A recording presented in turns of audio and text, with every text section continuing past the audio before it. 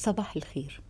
النهاردة الفكرة بتاعتنا واو، الفكرة جديدة جدا والفكرة جميلة جدا، وكل اللي بتستخدميه مج مكسور زي ما انا شايفة كده. المج مكسور، فانا بجيب نوع من الصمغ حلو او اللزق الحلو، وابتدي امشي عليه شريط الاستراس ده واركب له بيبيونة. هل الفكرة لغاية كده انتهت؟ لا اكيد، شو مش ما انتهتش. طب هنعمل ايه تاني؟ بمسدس الشمع هنلزق عليها البيبيونة اللي احنا شايفينها دي. طب وبعدين المظاية صغيرة، لولاية صغيرة، بجيب مسامير وبدهنها اللون الذهبي وبحطها في الطبق الفوم زي ما انتوا شايفين، وبلزق المج. هتعمل ايه تاني؟ الست دي شاطرة قوي على فكرة. شوفوا اللي هي الافكار اللي هي بتعملها. ده قلم مكسور ثبتته، وبعدين ابتدت تعمل النشا او الغيرة اهوت زي ما احنا شايفين، وبتقلبه وبتلزق المج، بتثبت كل حاجة.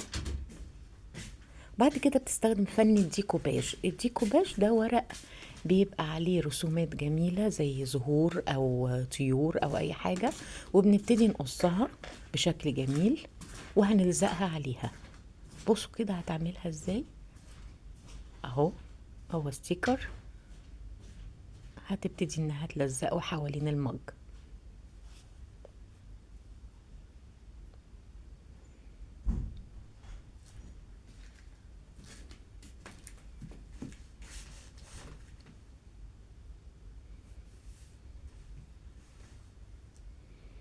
كمان بتبتدي انها يعني تخلي الحواف ناعمة، وبتقص الطرف بتاعها.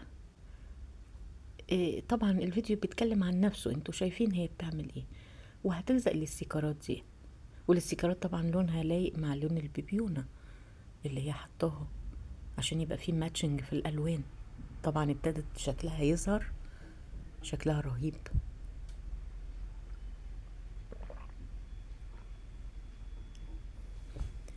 وعملت شريط ستان في الخرمين اللي عملتهم بالقلم عشان تعملها علقة هيتعلق منها.